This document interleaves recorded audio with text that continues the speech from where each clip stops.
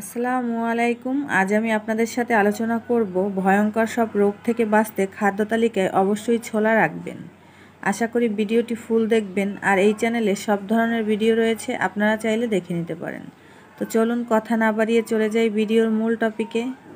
সকালে ঘুম থেকে উঠে কাঁচা ছোলা খাওয়া স্বাস্থ্যের পক্ষে খুবই উপকারী।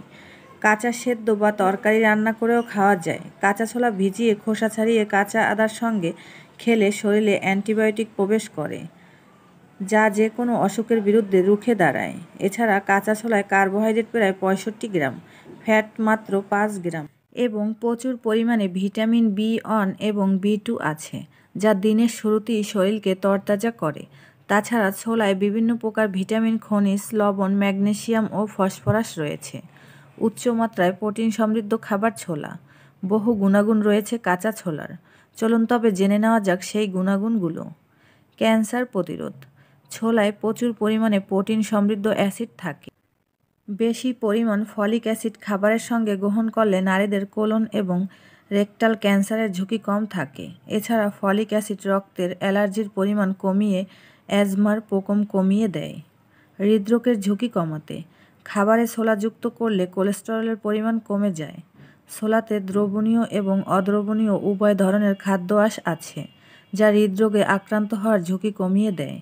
পটাশিয়াম, ভিটামিন সি এবং ভিটামিন বি6 হৃদযন্ত্রের স্বাস্থ্য ভালো রাখতে সাহায্য করে, ফলে হৃদরোগের ঝুঁকি কমে যায়। এছাড়া ছোলায় শর্করা বা কার্বোহাইড্রেট মাত্র 5 গ্রাম থাকে, তাই ছোলার শর্করা বা কার্বোহাইড্রেট গ্লাইসেমিক ইন্ডেক্স কম।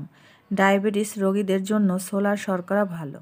এছাড়া ছোলাতে প্রচুর পরিমাণ ভিটামিন বি আছে। ভিটামিন বি মেরুদণ্ডের ব্যথা, স্নায়ুর দুর্বলতা কমায়। সেক্ষেত্রে ছোলা অত্যন্ত পুষ্টিকর একটি খাদ্য।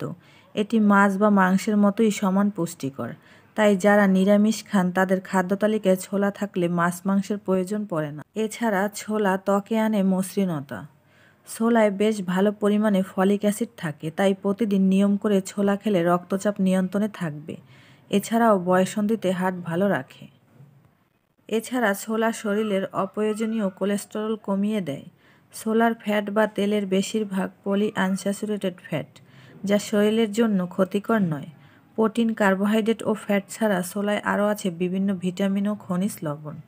তাই নিয়মিত খাদ্য তালিকায় অবশ্যই কাঁচা ছোলা রাখুন।